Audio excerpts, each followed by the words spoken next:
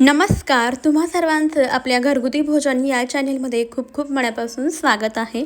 आज आपण गव्हाच्या पिठामध्ये गूळ घालून अतिशय खमंग खुसखुशीत अशी रेसिपी बनवतोय, जी पाहिल्यानंतर तुम्ही सुद्धा लगेचच बनवायला घ्याल। चला वेळ न घालवता लगेच रेसिपीला सुरुवात करूया।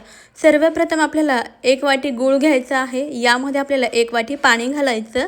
आता गॅसवरती आपल्याला हा गूळ व्यवस्थित असा विरघळवून घ्यायचा आहे। इथे आपल्याला गुळाचा पाक वगैरे अजिबात बनवायचा नाही, फक्त गूळ आपल्याला पाण्यामध्ये विरघळून घेईपर्यंतच याला गरम करायचं आहे। व्यवस्थित असा आपण हा गूळ इथे विरघळवून घेऊया। यामध्ये मी हा गूळ अगोदरच किसून घेतला होता, जेणेकरून तो पटकन असा विरघळला जाईल। 1 वाटी गुळाकरता आपण 1 वाटी पाणी घेतलेलं आहे। पहा इथे आपण संपूर्ण गूळ व्यवस्थित असा विरघळवून घेतलेला आहे। अशा स्वरूपाचं आपलं गुळाचं पाणी तयार झालेलं आहे। आता आपल्याला लगेचच गॅस बंद करायचा आहे आणि हे गुळाचं पाणी थंड करून घ्यायचं आहे, म्हणजे नॉर्मल टेम्परेचरला येईपर्यंत याला आपल्याला थंड करून घ्यायचं आहे। तोपर्यंत इथे आपल्याला एका ताटामध्ये घ्यायचं आहे। 2 वाटी गव्हाचं पीठ चाळून घ्यायचं आहे। यामध्ये थोडंसं मीठ घालायचं, गोडाचा पदार्थ बनवतोय म्हणजे मीठ घालायचं थोडंसं, म्हणजे चव खूप छान येते पदार्थाला। आता यामध्ये आपल्याला 2 चमचे बेसन पीठ घालायचं आहे। सोबतच अर्धी वाटी बारीक रवा घालायचा आहे। 1 चमचा बडीशेप पावडर आणि थोडीशी वेलची पूड घालायची आहे। यामध्ये तुम्ही सुंठ पावडर सुद्धा घालू शकता। मला ती दुकानामध्ये मिळाली नाही, त्यामुळे मी सुंठ पावडर यामध्ये वापरलेली नाही। तुम्ही नक्की वापरा, त्यामुळे पदार्थाला चव आणखीनच छान येते। सर्व साहित्य आपण व्यवस्थित असे मिक्स करून घेऊयात। आता ना आपल्याला 2 चमचे कडकडीत असं तेल गरम करून घ्यायचं आहे आणि हे तेलाचं मोहन पिठामध्ये घालायचं आहे। आता हे सर्व जिन्नस आपण व्यवस्थित मिक्स करून घेऊया। हे तेल गरम आहे, त्यामुळे सुरुवातीला आपण चमच्याच्या साहाय्याने याला व्यवस्थित असे मिक्स करून घेऊया। आता आपल्याला हाताने हे व्यवस्थित मिक्स करून घ्यायचं आहे। हे मोहन सर्व पिठाला छान एकसारखं असं लागलं गेलं पाहिजे। कडकडीत असं तेलाचं मोहन घातल्यामुळे आपला पदार्थ छान खुसखुशीत असा तयार होतो। पहा, हातामध्ये असं पीठ घेतल्यानंतर याचा मुटका तयार होतोय, म्हणजे समजायचं सर्व पिठाला मोहन अगदी परफेक्ट असं लागलेलं आहे। तर आता आपल्याला यामध्ये गुळाचं पाणी घालायचं आहे। तर थंड करून घेतलेलं गुळाचं पाणी आपल्याला यामध्ये गाळून घालायचं आहे, म्हणजे यामधला जो काही कचरा असेल तर तो बाजूला होतो। त्यामुळे आपण हे पाणी गाळूनच यामध्ये घालायचं आहे। आता एकदम पाणी घालायचं नाही, गरजेनुसार जसं जसं लागेल तसं आपल्याला यामध्ये गुळाचं पाणी घालायचं आहे आणि याचं पीठ मळून घ्यायचं आहे। हे पीठ मळून घेताना आपल्याला घट्टसर असं हे पीठ मळायचं आहे। पीठ अगदी जास्त दगडासारखी घट्टही मळायची नाही आणि अगदी सैलसरही मळायची नाही, हलकीशी घट्टसर अशी आपल्याला ही कणिक भिजवून घ्यायची आहे। गरजेप्रमाणे जसं जसं लागेल तसं आपण यामध्ये गुळाचं पाणी घालून हे पीठ मळून घेऊया। तोपर्यंत मंडळी, तुम्ही जर आपल्या चॅनेलवर नवीन आला असेल किंवा चॅनलला अजूनही सबस्क्राईब केले नसेल तर पटकन सबस्क्राईब करा, त्यापुढील बेल आयकॉनही प्रेस करा, म्हणजे येणाऱ्या नवीन व्हिडिओचे अपडेट सर्वात अगोदर तुम्हाला मिळतील। पहा, इथे आपण अशा स्वरूपाचे हे पीठ मळून घेतलेले आहे। घट्टसर असं हे पीठ आपण मळलेलं आहे। आता आपल्याला हे पीठ झाकून ठेवायचं आहे 10 मिनिटाकरता, जेणेकरून हे पीठ व्यवस्थित असं भिजलं जाईल। पहा, अशा स्वरूपाची घट्टसर पीठ आपण मळून घेतलेली आहे। आता यावरती आपण झाकण ठेवूया आणि 10 मिनिटाकरता याला व्यवस्थित असे भिजवून घ्यायचे। 10 मिनिटानंतर आपण यावरचं झाकण काढूया।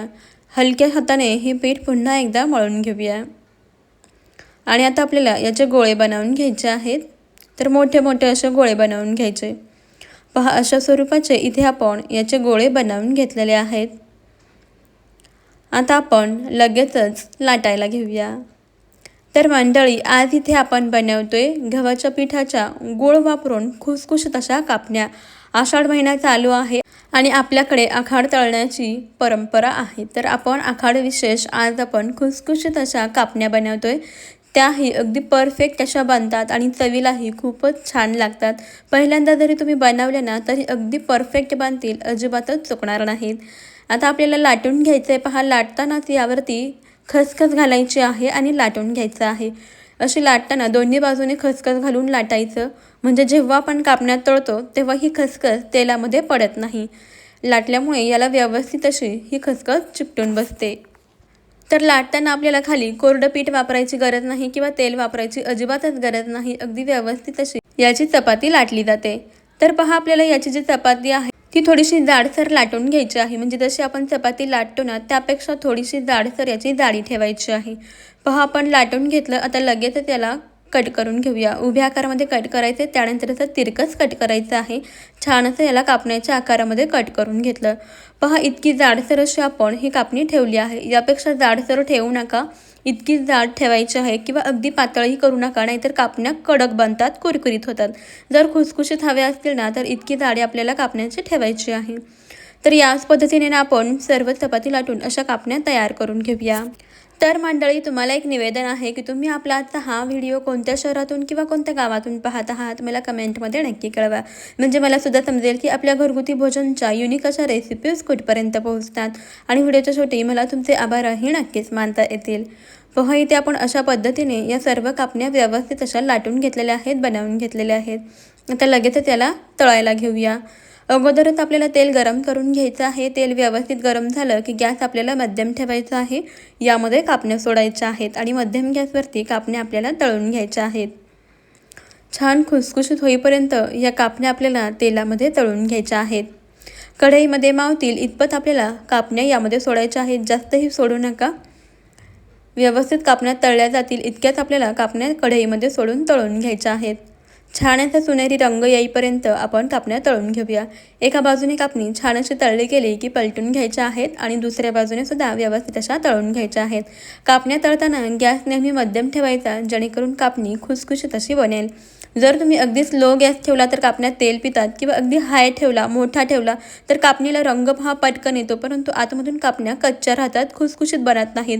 त्यामुळे मध्यम गॅसवरती आपल्याला कापणी तळून घ्यायच्या आहेत. पहा इथे कापण्याला मस्त असा सोनेरी रंग आलेला आहे. छान तांबूस रंग आलेला आहे बिस्किटांसारखा. आता लगेच आपण या कापण्या तेलामधून काढून घेऊया. पहा काय सुरेख असा या कापणीला रंग आलेला आहे आणि कापण्याही दिसायला खूपच सुंदर दिसतात. आता लगेचच आपण तेलातून या कापण्या काढून घेऊया. मी सांगितलेलं सर्व साहित्याचं प्रमाण आणि पद्धत वापरून जर तुम्ही कापण्या बनवल्या ना तरी पहिल्याच प्रयत्नामध्ये तुमच्या कापण्या अगदी खुसखुशीत अशा तयार होतात. आता पहा आपण याच पद्धतीने उरलेल्या सर्व कापण्या तळून घेऊयात. बऱ्याच जणांच्या कापण्या पहा अशा चिवट बनतात किंवा मग वातड होतात, खुसखुशीत बनत नाहीत. त्यासाठी मी सांगितलेल्या पद्धतीने यावर्षी अशा कापण्या नक्की ट्राय करून पहा. खूपच छान खुसखुशीत अशा बनतील. जर तुम्हाला कुरकुरीत अशा कापण्या हव्या असतील, म्हणजे अगदी कुरुम कुरुम खायला, तर या ज्या कापण्या लाटताना अगदी पातळसर लाटून घ्यायचं. चपातीपेक्षा सुद्धा अगदी पातळ लाटायचं, म्हणजे कापण्या छान कुरकुरीत तयार होतात. आणि खुसखुशीत हव्या असतील तर इतक्यात चपातीपेक्षा थोडीशी जाडसर ठेवायची, म्हणजे अशा छान खुसखुशीत कापण्या तयार होतात. तर पहा सर्व कापण्या आपण इथे दुसऱ्या बॅचमध्ये सुद्धा तळून घेतलेल्या आहेत. आता लगेच आपण तेलातून काढून घेऊया. तर मंडळी, तुमच्याकडे आषाढ विशेष कोणकोणते पदार्थ बनवले जातात आणि कोणकोणत्या भागामध्ये बनवले जातात ते सुद्धा मला कमेंटमध्ये नक्की सांगा बरं का. पहा इथे तेलामध्ये खसखससुद्धा जास्त उतरली नाही, त्यामुळे लाटताना मी सांगितलेल्या पद्धतीने खसखस लावून पहा.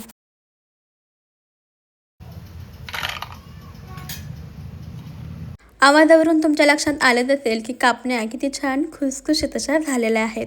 रंगसुद्धा खूप छान आलेला आहे. जितक्या दिसायला सुंदर दिसतात ना, चवीलासुद्धा तितक्याच परफेक्ट झालेल्या आहेत. पहा या कापण्या अजिबात जरासुद्धा तेलकट झालेल्या नाहीत, तेल पिलेल्या नाहीत. आता तोडूनसुद्धा दाखवते. पहा कापणी किती छान खुसखुशीत अशी झालेली आहे. तुम्हीसुद्धा या पद्धतीने कापण्या नक्की बनवून पहा. अगदी महिनाभर या कापण्या टिकतात. प्रवासामध्ये नेण्यासाठी सुद्धा तुम्ही अशा कापण्या नक्की बनवून ठेवू शकता. चला तर मंडळी, तुम्हाला ही रेसिपी आणि पद्धत कशी वाटली कमेंटमध्ये नक्की कळवा. आवडली असेल तर एक लाईक जरूर करा आणि आताच घरगुती भोजन अस्सल मराठमोळा चॅनलला सबस्क्राईब करा. चला मंडळी, आपण भेटूया आपल्या पुढच्या रेसिपीमध्ये. तोपर्यंत खात राहा, मस्त राहा आणि सर्वात महत्त्वाचं हेल्दी राहा. चला तर मग बाय बाय.